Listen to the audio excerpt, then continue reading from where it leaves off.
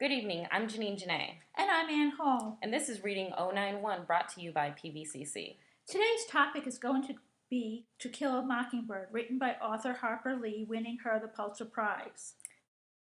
This is an amazing story, and the author did a wonderful job incorporating two plots into one story. Today we're going to discuss how the two plots become between Boo Radley and Tom Robinson. We're going to start off with the exciting incident, rising action, climax, falling action, and resolution. Janine, why don't you start off with Boo's exciting incident? Children, Jem and Scout, they're playing in their backyard when they hear a noise. On the other side of the fence is Dill, which is the first time that they meet him. Jem shares with Dill the story of Boo Radley, and from what Jem knows, Boo Radley has not been outside of his house since a crime he committed many years ago. And because of the crime, his father kept him captive. Now we're going to talk about the Boo's rising action when the children became fascinated with their mysterious neighbor, Boo Radley, and had several encounters with them. Do you want to share some, Janine? Yes, the first encounter when Dill dares Jem to go touch the doorknob of the Radley house. In the knothole?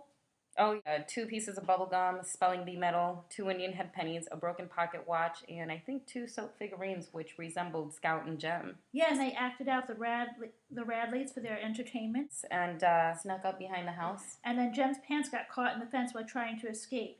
He returned for his pants and found them neatly folded on the fence and sewn up. Yep, and then there was a fire at Miss Mowdy's house, and Atticus asks Jem and Scout to go stand in front of the Radley house so that they could be away from harm's way. And then when they get home, he questions the blanket that's around her shoulder. He's like, "Where'd you get that?" And then I think that's when the kids realized, Boo came out. He must have placed that blanket on Scout. Right. And now, why don't we share about Tom's exposition? Okay, sounds good. Well, to the consternation of Macomb's racist white community, Atticus agrees to defend a black man. His name is Tom Robinson, was accused of raping a white woman, and because of his decision, Jem and Scout are subjected to abuse from other children. Why don't you tell us a little bit about Tom's rising action? Yes, before Tom's Robinson's trial, he is placed in the local jail. The mom comes in, and because they want to lynch Tom Robinson. But Atticus is there to protect him facing the mob. And then Jem and Scout, they snuck out behind him, and when they saw him, the mob, they intervened. And then Scout recognizes one of the men, Mr. Cunningham, and her polite questioning about his son shames him into dispersing the mob. And all that action among the mob ends because of Mr. Cunningham being there. And then we get to Tom's climax. The trial begins, and now there's nowhere for Jem and Scout to sit, so they join Reverend Sykes, and they sit front row beside him in the colored balcony. They sit with the town's black citizens. And yes, way up on the balcony. Yes, and Atticus provides clear evidence throughout the whole trial that the accusers, Mayola Ewall and her father Bob, are lying.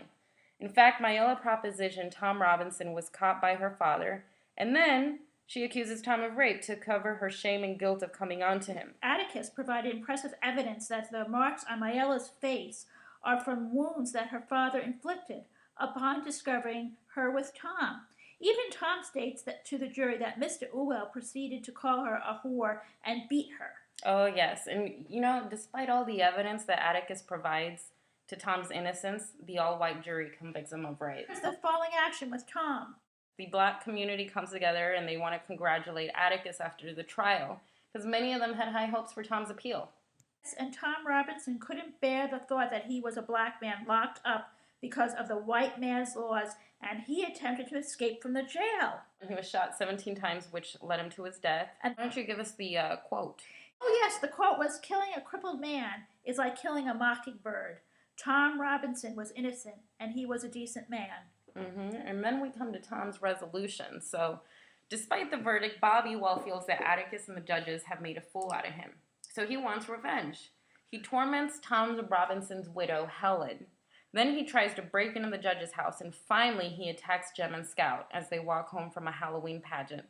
Who intervenes? Why don't you tell us, Anne? Boo intervenes and saves the children's life. Mr. Tate knows that Boo killed Mr. Ewell and decides that it was best that the dead bury the dead.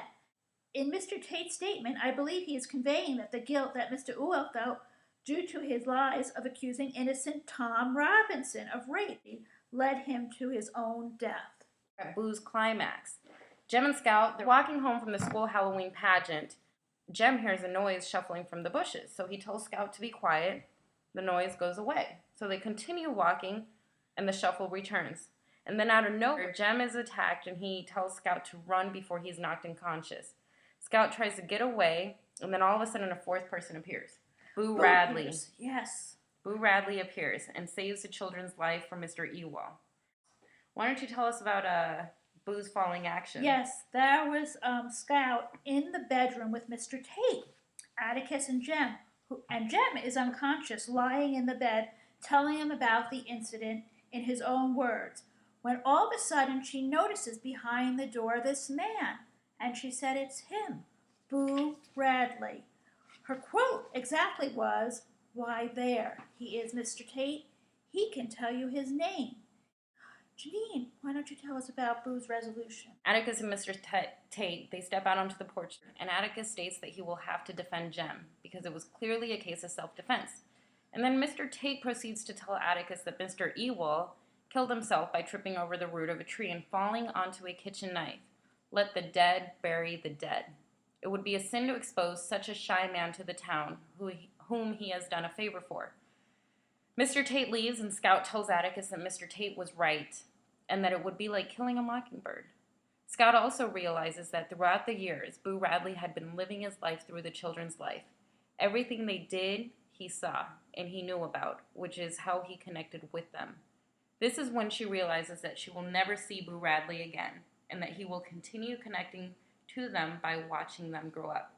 So there you have it, folks. To Kill a Mockingbird. It's 2 plots. Tune in next time. Thank you, and have a great evening. Bye-bye.